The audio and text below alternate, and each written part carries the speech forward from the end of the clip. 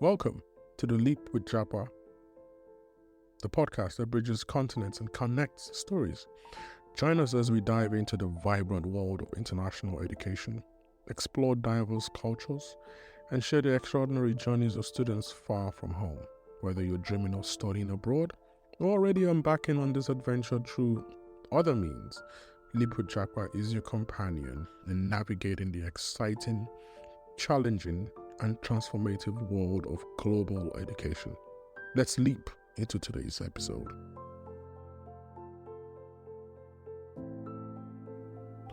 Welcome to this week's interview episode with a friend of mine, Tito. I have known Tito for quite a long time. We started out writing C programs in 1999, I believe, right after college. Well, not college, right after high school. And he's been a very good friend, so I interviewed him for this session because he recently graduated from Prairie View A&M, and he's going to be talking about his experience. He's going to also be outlining, the steps he took to, getting his new job. I want to apologize in advance for some of the audio quirks. I'm trying to still balance out this thing, so there might be some audio wonkiness towards the end. I apologize in advance. I welcome you to this episode, and I hope you enjoy listening to it as much as I enjoyed doing it. Thank you very much. Enjoy.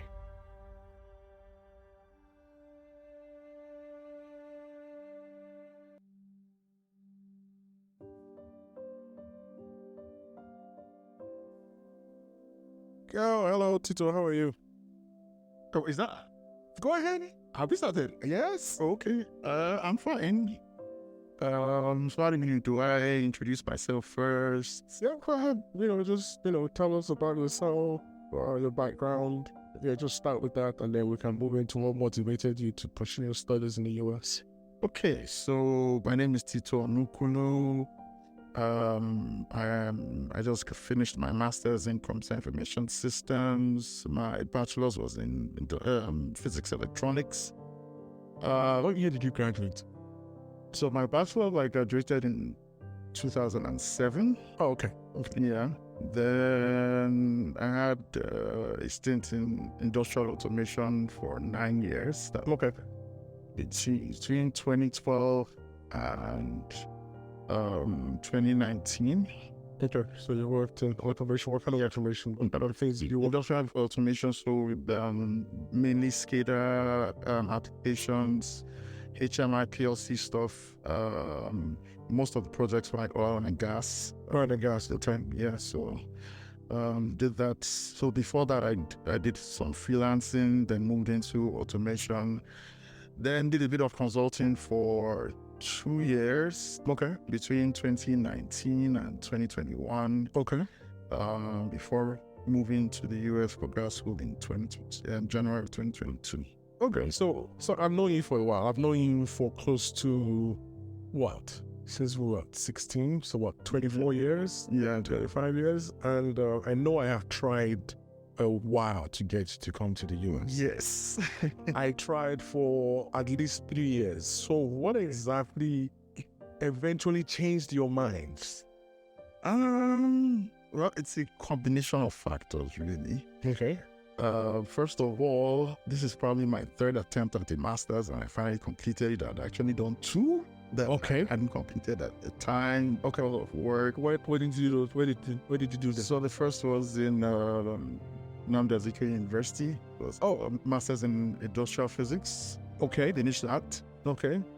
Because work at the time was intense and frankly more fun than school. So, okay. Then I tried Open University. Yes, and I tried National Open University. Yeah. I worked masters in information technology. Did you start it? Yeah, I actually finished coursework. What was left was my project. And what happened? Work. Okay. And kind of lost. So when I couldn't go back for a year, 2 years, you kind of lose the, let's say, interest now or. Okay. Yeah, so I always had that lingering thing you have to actually go back to grad school at some point. Okay. That's one. Two, well, I'd say for better opportunities, to test myself in a different country, in a different system, Yes. a different industry, because I was kind of like moving from the industrial back to, software engineering, commercial software engineering stuff. So, Okay. yeah, I'll say those are like the two main motivations for, coming. So I didn't convince you eventually. It wasn't me that convinced you. Well, your words are always at the back of my mind, so it was like, I think one of the words were those. Oh, well, you kept telling me, like, you would actually fit in this place, as in, this would be a good place for you. You would actually be able to, acclimatize and, make a mark. And it was, it was basically a good place for me to actually be in. Okay. Yeah, but I had doubts. I don't want to go into all of them. You had doubts. You thought we had too many guns in our. Yeah, that was one of yes issues. And well, you don't blame me, because when you watch news media from outside the US, Again, you get that feeling like, there are guns at every street corner. So you don't blame me. but fair enough. There's a different conversation for another. Yeah, situation from now. Okay, well, Yes. well, okay. So how instrumental was the guidance and mentorship? Particularly in your choice, in your decision to study in the US. Okay, so I'd say mentorship on your part played a very important role. First of all, with the options of schools to go to. Okay. You helped me actually make a pick. How many schools did you apply to? I applied to two. Bridgewater A&M, and I can't actually remember the second one right now. Was Texas A&M? Well, it was Texas A&M. It was in another state. I'm trying to remember. Colorado? It was somewhere up north. I can't remember. New York, Maine? I can't remember. Okay. I can't remember right now. But I applied to two schools. I got the admission from Prairie View. Okay. I didn't get admission from the second school though. I think my application was kind of like incomplete. But when Prairie View gave me the admission, I kind of like my heart was really gotten with Prairie View. So yeah, I basically decided to, go with Prairie View. Then also with my application process. Right. Yeah, I still remember you basically helped me pay my service fee. Yeah, I remember going to pay for that. Where did I pay for it? Okay, I remember going to one of the small malls there. Yeah, that's where the service fee was paid. Yeah. So what was adapting like? You're coming to a new country. This time it wasn't a visit. I know you've been here and a visit before, so this was different. You're coming to school. What were some of the adjustments you had to make, both culturally and academically? How was that like? How long did it take? Okay, so I'll start with academically first. Okay. So it had been how many years since the last attempt at school? Right. So it must have been like 2015 was the last when I tried the Open University thing. Okay. So it was like 7 years. Okay. Yeah, initially it wasn't easy because you have to get back into school mode. Right. Tests, assignments, you have to get back into the group. But by and large, when you've gone maybe past your first midterm, you kind of like get back in the groove. Okay. So yeah, it was difficult initially at first because like going from my work environment back to school. I like learning, don't get me wrong. I might not necessarily like having to prove what I've learned to test and exam. I guess in those student lives now, nobody likes exams. Yes, so getting back into putting that school hat back on was initially difficult, but after the first midterm, I think I'd. What about culturally? What about things like food, Oh, that's nice. Yeah, so culturally, things like food, I cook, right? Because I'm a low salt person. So Right. like, So you have yeah, how much salt you eat? how much salt, how much fat in the food and stuff. So you don't eat American food? No, I do once in a while. I mean, it's delicious. The Subways and the Once in a while, I feel like exactly once in a while I do that. So just I'm not this extra pristine person that I have to always eat healthy. And no, once in a while, just have a taste of the burger. It tastes good. yeah. So next, let's talk about your internship. You recently completed an internship at Microsoft for the summer. Yeah. So we're talking about the summer of 2023. Yeah. What were your tactics and approaches that you used to secure your internship? So this is vital, because what I'm trying to do with people that listen to this podcast is to give them tricks. And I'm aware that there were certain things that you did. Yeah. There were certain guidelines that I also provided. So I just wanted to walk us through those tactics and approaches to secure your internship.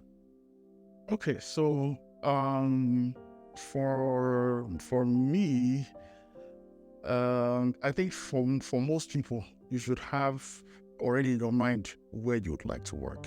Okay. It could be one company, it could be more than one company. You should have a list of where you would actually love to end up. Okay. So for you, what was that list like? So for me, it was pretty much Microsoft. It's only Microsoft And Intel.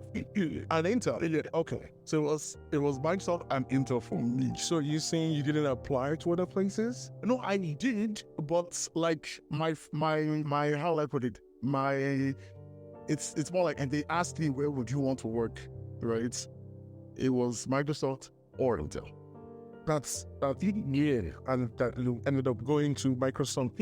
Yeah, Was there any reason? Okay, so let's step back and say, how many applications did you make? Yeah, so For your internships, I can't count. It was quite a lot. give us a number. Okay, so I remember I had a spreadsheet. I wanted to, track. And the last time I remembered how many applications were on that spreadsheet, it was in excess of 60. 60. Yes. Okay, that's 60 that you kept track of. Yeah, 60 I kept track of, because at some point they're pretty much, because sometimes you actually see something on your phone. Yes. And you apply from your phone, and you don't have your spreadsheet with you at that time. So yeah, some things didn't make it to the spreadsheet. But things that make it to the spreadsheet is here. Because I remember when I did mine, the December of 2015, Yeah. I was in excess of between 250 to 400. Wow. Yes, I was just so surprised. What, 60 is what the ones you? Yeah, so I would probably say I pretty much probably crossed the 100 mark. Okay, so the 100 mark, and this where did you get the companies to apply to? So it was a mix of so many things. So simple Google searches can actually get you. Okay. Yeah. LinkedIn was very good. Okay. Handshake. So that's Handshake is the tool that the university exactly run, where the companies go on there. Yeah, just can send you messages, your resume and stuff. Okay. Yeah. So Handshake, Way Up. Okay, Way Up. Yeah, I've not heard of Way Up. Yeah, Way Up is actually good. Then even within the university, Yeah. the people who run career services and stuff would actually send you, Okay. emails with job applications from time to time, and job postings from time to time. Right. Then there are career fairs within school. Okay. So how many career fairs did you go to within Prairie View? So within Prairie View, I attended 2.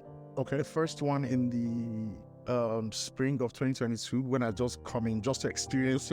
Yeah, okay. So you'd advise people to do that? Yes, I'd advise people that even if you're not eligible for internship that summer, still move to a career fair so you get the hang of knowing how to present, how to pitch your resume, how to pitch your skills, how to pitch your abilities, to recruiters and stuff is very important. Even if you don't get a role at that point, but it is builds confidence. You're getting, they're learning the ropes of pitching yourself, pitching your abilities to companies. So that was a good place for me to start. It was through that career fair I kind of like was able to rejig my resume, because school kind of like sends you a format of resume that is acceptable in the industry, and the HR systems that actually process your resumes and stuff. So I had to start changing stuff about my resume, how my resume is structured, bring everything to a single page, make sure that important information stands out. So that first career fair was actually good for that. Then during the summer of 2022, which was my first summer here, I kind of like now changed jobs within school. So I started working within a development role. Luckily for me, our school is runs on Microsoft Stack. So I got to sharpen up my skills with .NET, Sharp, Azure. I actually was intentional about my and then something else came around that really reinforced. You got a job that allowed you to exactly. So for what was the interview process like for your Microsoft internship? Okay, so for Microsoft, how many stages did you do? What kind of questions did they ask? You don't have to be specific about the questions if you don't remember, but so first thing first, the roles usually come out at end of July, ending or August. It's usually I would advise anyone who wants to apply for Microsoft to actually apply early. So that you get a shot at getting interviewed if you're. So this was the summer before? Yeah, so this was the summer before. So this was summer of 2022. And that they bring up the roles for summer of 2023 in the fall. Just in the fall. So you have to give ample time. So you applied, go ahead. So I applied for the roles of software engineer, software engineering intern. Then I got, so the first stage you get is a phone screen. With a recruiter. Basically, the recruiter wants to know, just wants to know about you, about your abilities, ask you things about your resume, projects you've worked on. It's basically trying to tie it, as in match you with your resume to ensure that, this person might be a good fit for a team at Microsoft. Now, so if you get past that stage, then you have the actual interview. So we have the interview, it's in 2 stages. That's for software right now. For software engineers, you have the first stage is you have programming, coding questions, 2 coding questions instead. What kind of coding questions did you get? So using the Lead Code standard, you probably get a medium, easy, and a little medium. So you got an easy and a medium. Then the second part is system design. So how much time did you have to spend on lead coding? Did you have a framework for you to practice lead code? Yeah, so I think I was using, was it Code Signal right now? Yeah, so Code Signal has this thing where you have easy, medium, and hard. So when you're done with this, they move you to the next. So I was doing that. How much time did you have to invest in them?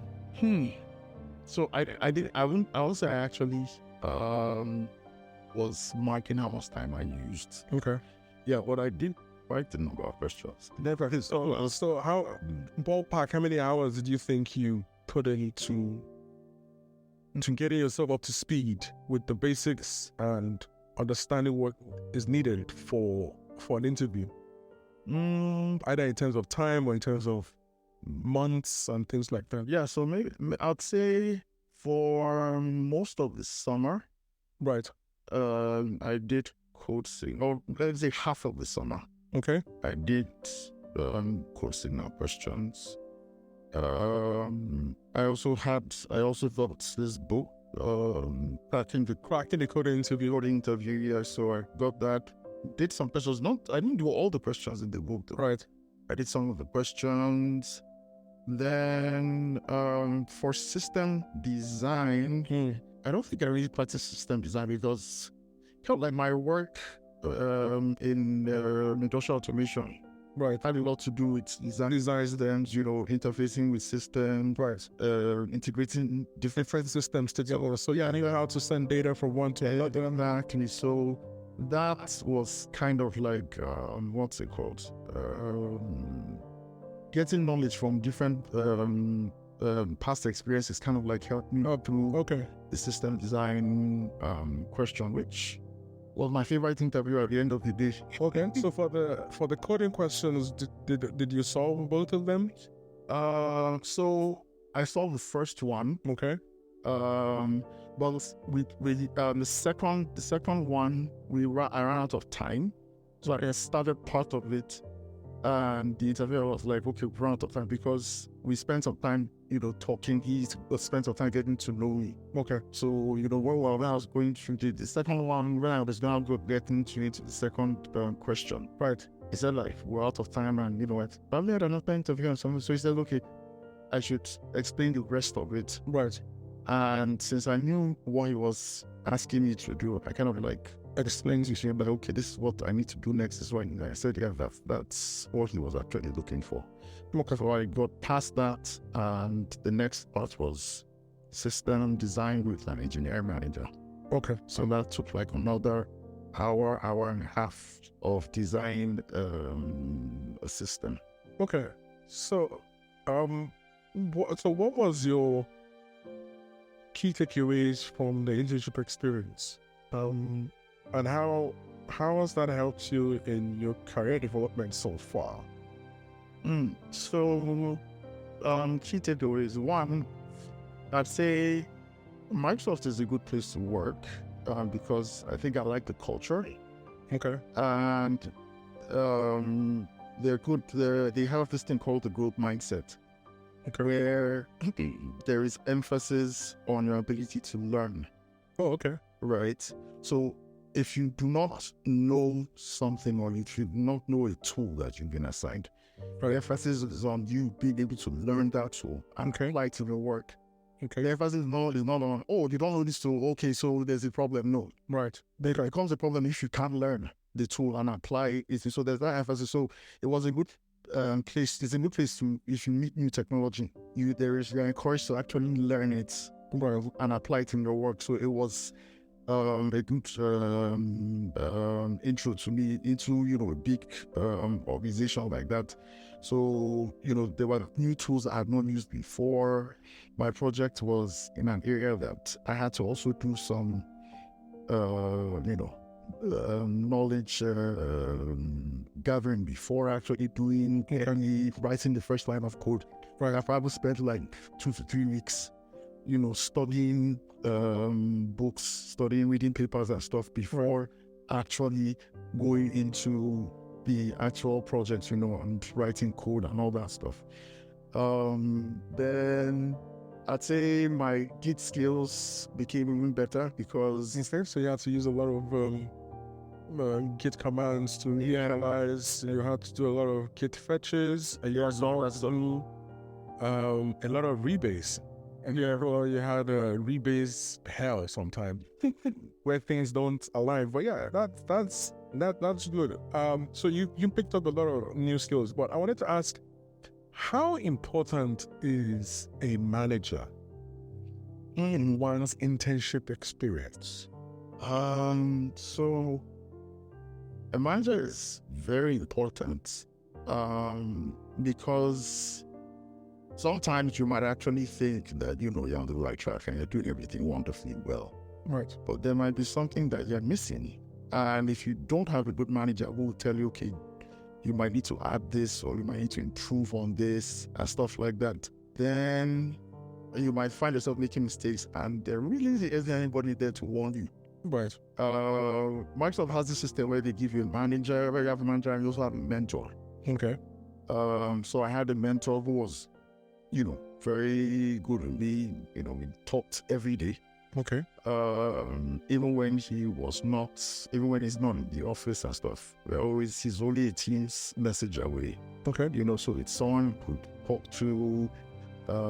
If you had any questions, he was ready to answer and stuff like that. So then my manager also, he's also available via email because he's very busy. So if you have questions, you probably shoot him a Teams message or you send him an email.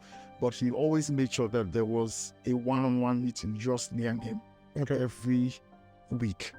So there was the 1 hour meeting every week between me and him, ask any questions, discuss, tell him how, how my project is going, if I have any issues and all that stuff. So he was pretty good at that. So if you have a good manager, kind of like makes things easy. Okay. It's like it's something that you might have to go, you might spend more time trying to figure out. If you have a good manager, you have a good mentor, you can actually cut down that time and, cut down that time considerably so you're able to, finish your project, get work done faster with that sort of support. So this leads me to another question, and this is regarding networking. So how important was networking in this internship journey and in your professional journey? And do you have any tips for effective networking? Okay, so for networking, first I'll say I did more networking when I got into Microsoft. Yes, well, within Microsoft. Yeah, so how effective is that? Because you're transitioning to full-time. We're still going to talk about that, but there must have been something you did effectively well. So how important is that? Yeah, so it is important because first things first, with networking at an organization like that, you get to see, you get to hit people's different journeys to where they are. Right. Okay. Within Microsoft, the internship program actually has a networking program. Okay. So you are encouraged to speak to somebody every 2 weeks or weekly, depending on the program you're assigned to you. So you're matched with somebody. Oh, okay. So it could be a senior engineer, a manager. Sometimes you could actually talk to CVP. Okay. Yeah. So the whole point is, you get to learn from the person, get to ask the person questions. Okay, how did you get here? What did you do? How do you cope with work? You've been here 10 years, 15 years. How is it fresh for you every day? Okay. So those questions, you kind of like get a feel of, what it would be like to work in the place of Microsoft long term. Right. So you're encouraged to do that. Then also, there's networking within fellow interns, from different schools or different backgrounds, different interests. They might be working on different other projects that, sound exciting, but you are not working on them because you have your own project. But you like to learn about what they're working on, the impact and all that stuff. So for me, networking is important because it kind of broadens your knowledge. Right. You get to learn a lot of stuff that you wouldn't necessarily see on a website or in a book. You're basically learning from people's experiences in real time. So it's a good way for you to learn, for you to get a hang of, the industry, your company, and your career presently and, going forward. So what challenge did you face in your journey from being a student to be a software engineer intern? What was that transition like? So you're a student and then now you're a software engineer intern. So how did you overcome them, if there were any challenges? Okay, so for me, thankfully, that job I had starting in the summer at school, where I was developing software for the College of Agriculture at Review. It kind of it was kind of like a stepping stone. Okay. So, things like deadlines, you're expected to finish XYZ by so date. There are features that are expected for you in the app you're building. Right. There are technologies that you should, be able to incorporate into what you're doing. Right. So it was really the role was actually a very good stepping stone to,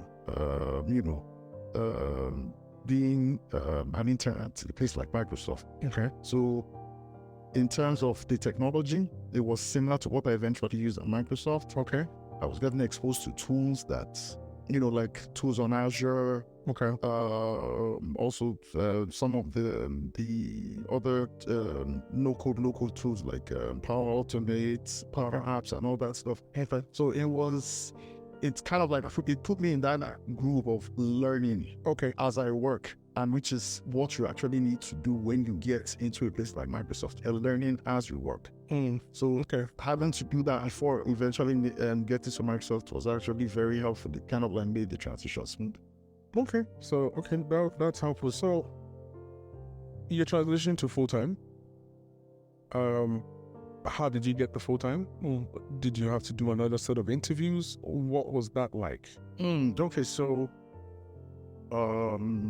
after I got into the internship program, I was given a project. Okay. So when you're done with your project, you basically do a presentation. Okay. You get appraised by the manager and all that stuff. So normally if your manager is satisfied with your work and the company is satisfied with your work, right, you have a chance of getting a role as full-time. Okay. Which was what happened in my case. Okay. And getting that role, I didn't need to interview anymore because I'd say 3 months into internship is probably like a 3 months interview. Yeah. Because you're working on stuff that is critical and stuff to the operation and stuff. So I didn't get it. An interview after I just basically got a return official. Yeah, a return offer. So a notification on offer, then an offer letter, and So based on your experience, what advice would you give intending international students aiming to be successful in the US? Okay, so first things first. You have to come here knowing exactly what you want to do. Okay. How do you mean? So I'd say if your intention is to come here to say study to work in technology, right, or to work in healthcare or wherever it is you want to work, yes, you should have a clear vision of exactly what you want to do. Okay. That's first things first. Okay. Then when you get over here, you also have to put in the work. So if you have any deficiencies, okay, if there are things that you need to learn, there are no shortcuts. You basically have to put in the work. Okay. Learn them, because over here, knowledge is, I would say, everything, because you stand out by what you know. So if there's anything that in your chosen field that you're lacking in, like for instance, if you say you want to be a data engineer, but your SQL isn't so good, right, that's not what you basically have to work for, because you can't do data engineering without SQL stuff. Yeah. So if you have knowing what you want to do, knowing what is required of you, the skill sets, and upskilling to that level, right, is very important. That's one. And two, I would say when you come here as an international student, there are conditions tied to your visa. Right. So if you're supposed to work 20 hours a week, work 20 hours a week. Okay. If you're not supposed to work outside school, please don't work outside school. Okay. Make sure you keep the laws. Right. Don't drive without a license. Okay. Always make sure if there's any documentation required of you by your DSO, like maybe you need to travel, your license needs to be signed, you need to do a mission, all that stuff. Make sure that, you are up to date with all your documentation. Study hard. Right. Then for the internships, if you need to practice, questions for interviews and all that stuff, try and do it. Very important. Make sure your resume is, of the desired format. And this is just play by the rules. If you basically play by the rules and you put in the hard work, 9 out of 10 times you would actually, Okay. Did you go for any conferences by any chance? If you can call NESB a conference. It is a conference. Yeah, so I went for NESB, but funny thing is I went for NESB after I got to the Microsoft conference. So you got the Microsoft offer where you went for NESB for the experience. Yeah, for the experience. So network. I talked to the other companies. Yeah, I wasn't looking for a role. I had done the CV, right? But I was just speaking. It was sitting. Yeah, it was fun to talk to you. Realize you are not under pressure. Exactly. Okay. So yeah, NESB was like that for me. I also went for Afrotech. Okay. Last year. After I got in the full-time role, okay. But it's same thing, same just to experience after the bad up into Afrotech. Okay. Yeah, so but for people who are looking to get a full-time offer or an internship offer, those conferences are pretty good places because recruiters show up and pitch your case and all that stuff. But it is also good for the networking part. So you get to know other people, you get to know what they do at their companies, right? What their work entails, what it's like working at other places. Yeah, it's good knowledge to have. So it's not only about getting jobs and stuff. You get to meet other people. So So what are your future career goals? My future career goals and how do we plan on achieving them? Okay, so I hope to make probably engineering manager. Yes. Is it for manager? Okay. Yes, it's interesting. God willing, within the next decade. within this decade rather. I think that's too much time. I think you can do it in 5 years. Okay. 3 years, because and then different tracks. So there's the IC track, which is probably what you are, individual contributor. Yeah. And then there's the management track. So you can always ask to become, so when you say engineering manager, not technical program manager, but an actual engineering manager. So they really have the tracks. They'll tell you, okay, fine, you can tell, I want to be on the management track. And that typically is a different package. They usually pay managers more stock options, more RSUs than IC. Yeah. But yeah, that's a good ambition. There's nothing wrong. You can do it in less than 10 is what I'm trying to say. You don't need to do it in 10 years. 10 years is, in 10 years, you should be retiring. So I don't think you'd want to, but reflecting on your entire journey so far, how do you feel about the decision to leave to the US? And what does this experience mean to you? Now, I'm an integral part of this journey, so I want to hear how exactly I have helped you. Okay. Now I'm being selfish, yes. Okay, yeah. So, as I mentioned before, choice of schools from that, helping me with during the application process, Right. I was supposed to come in the fall of 2021. Right. But for some reason, I couldn't get a date.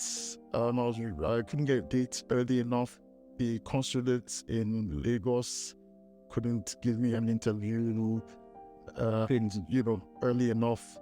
And I was kind of losing hope. I was and I remember you called me and if Lagos doesn't, give you an interview date, apply to Abuja. Yeah. Yeah, and that's what I did, and it actually worked out. Wow, see, so I'm an integral part of this. Yeah, so, yeah, then, so how do you feel about the decision? So, yeah, the decision, yeah, sometimes I kind of wish I'd come maybe a few years earlier. Everyone says the same thing. Well, I wish I came 10 years ago. I wish I did this earlier. I tell everyone, just do it. Yeah, but better late than never. That's true. I would say it has been a better learning experience. The exposure has been good. Then, working in a small business in Nigeria to ending up in a place like Microsoft, it's a life-changing experience. It's like an eye-opening experience. Get to see things work at a large scale. Even before the internship, I always wanted to be like, being you worked in $2.7 trillion. Yeah, so yeah, that must feel very different. It was a very eye-opening, experience. It was very educating. It was overwhelming at first, but yeah, eventually you grow and stuff. So yeah, I'm looking forward to starting out full time. But yeah, it was a good decision for me. Okay. Personally. I would say in the last 2 years, I've learned a lot. And all it took was 2 years to learn this much. Yeah. So now imagine what the next 2 years will look like. Exactly. So, it was a good decision. And yeah, comparing, where I am right now to where I was 2 years ago, I'd say I'm in a much better place than I was 2 years ago. Well, thank you very much. I hope this has been fun for you, and it has been for me. And I wish you the very best. Thank you very much. All right. Thank you for having me. Yep. Bye.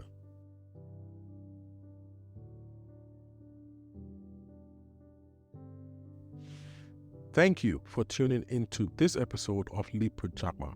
I hope it brought you valuable insights and stories that resonate with your journey. If you have any thoughts to share, questions, or want to send a voice note with your feedback, please visit our website at leapwithjapa.io. You will find a contact from there. I would love to hear from you and feature your voice in a future episode. Don't forget to subscribe to the podcast on your favorite platform, some of which are Apple Podcasts, Spotify, iHeartRadio, or Player FM.